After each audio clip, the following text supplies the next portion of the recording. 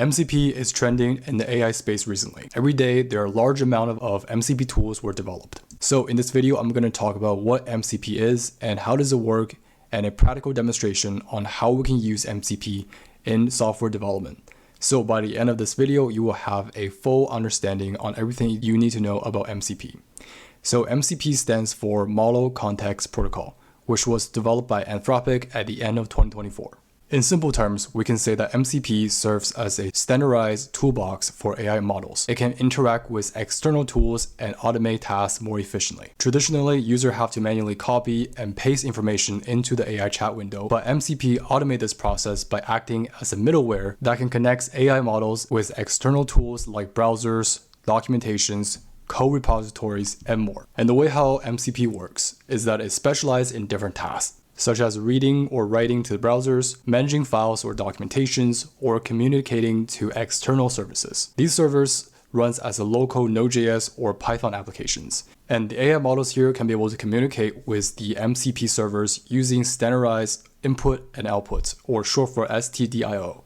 And this is what the messaging format looks like when an AI model interacts with the MCP server. So once the MCP takes these requests, they execute the program to communicate with the external services to complete their tasks. Without MCP, every AI tools like OpenAI, Anthropic, or DeepSeek must integrate directly with these external services like GitHub, Postgres, Google Drive, and etc. using their external APIs. Not only that, they also have to maintain its own API integrations for every external services and also handle authentications, adapt to API changes whenever there's a service updates, and also have to implement error handling and data formatting and etc. So you can see that without MCP, every AI system has to reinvent the wheel for every tools it connects to. But with MCP, we can write the integrations once and every AI system can use them more easily. Now to get started with MCP, there are many options. We're going to use a tool called Cline, but later in this video, I'm also going to show you how to do the same using Cursor. So Cline here is a free open source tool, and we're going to use this in the Visual Studio Code. So once you have Visual Studio Code open, we're going to search for Cline in the extensions.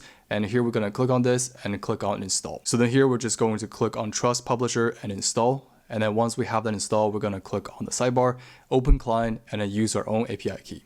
So here we can be able to choose the API provider. I'm going to use the Open Router, and we're going to get the Open Router key.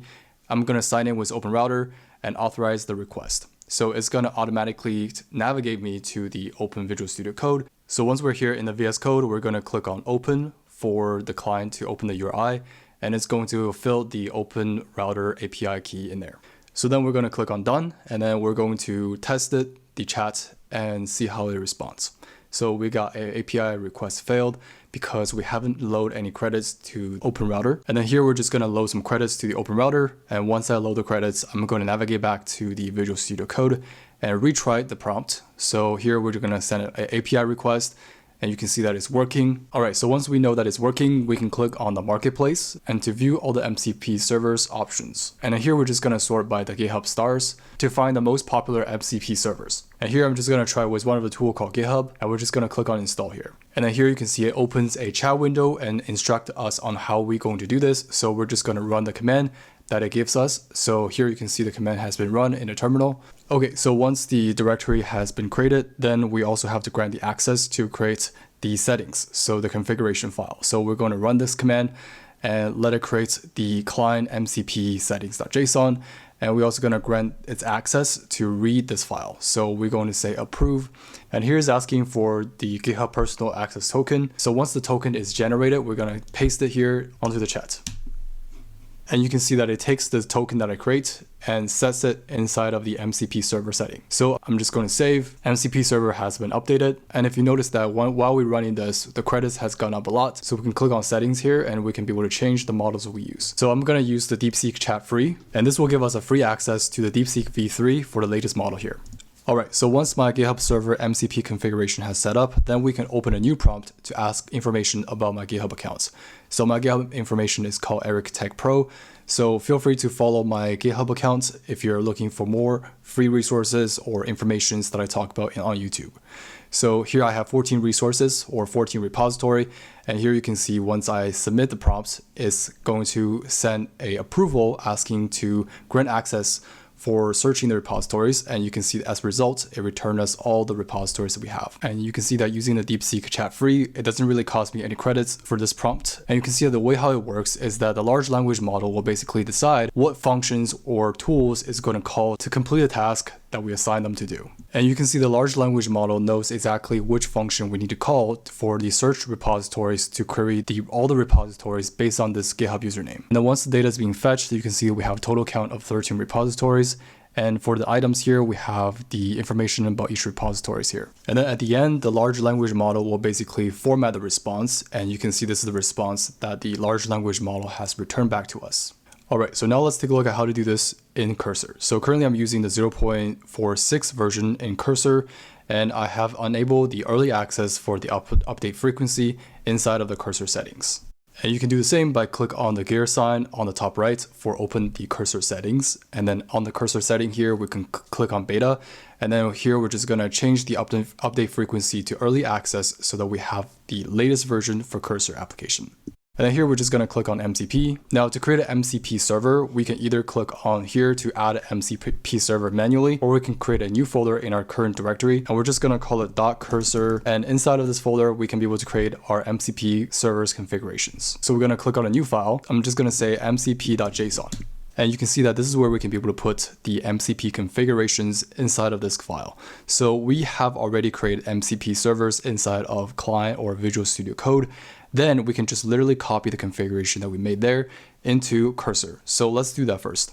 All right, so now back to the Visual Studio Code. So first we're gonna click on the MCP servers here, and then we're gonna click on install, and then we're gonna click on the configure MCP servers. And here is the JSON file for the MCP servers configuration. So we can literally just copy this and paste it to the Cursor, which will give us the exact same configuration for the MCP. And now if we were to save this, and now you can see that we have a MCP server showing here. And if we want to enable this, we're just gonna click on enable here. And you can see that we have a green light showing, which means that this MCP server has been enabled. So now if I were to navigate to the MCP server GitHub page, and if we were to scroll down, you can see that for the model context protocol servers, we have these reference servers.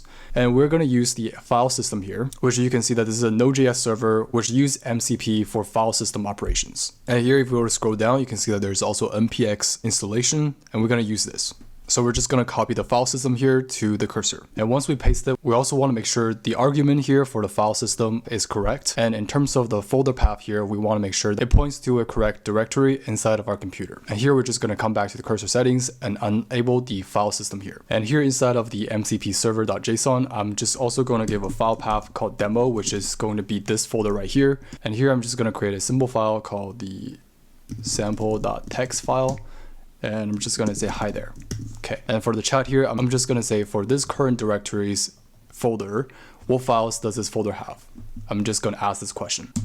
So you can see that here is give us the output for what's inside of this folder. And you can see that we have an output generated for what's inside of this folder. And you can see we have a text file and a .cursor folder. And of course, we can also take the MCP file that we have for the Cline extension. I'm just gonna select everything and paste it here. And now you can see that we have a file system, which shows that currently is active. All right, so now let's take a look at some MCP servers that I found very useful for software development. So let's click on the MCP servers here, and I'm going to use the BrowserTools here. And if you were to look at the GitHub documentation for this, you can see that it monitors the browser logs directly from Cursor and other MCP compatible IDEs. So what we can do is we can be able to first install this extension. Okay, so once the extension has been installed, then we're going to click on manage extensions on our browser, and we're going to click on the enable developer mode. And this will allow us to load the unpack package. And of course, here you can see I have unload the BrowserTools MCP extension. So back to Cline, I'm just going to use the same approach here. So I'm just going to copy this and paste it, and I'm gonna rename this to call the BrowserTools. And we wanna make sure we copy this and paste it here for the browser tool.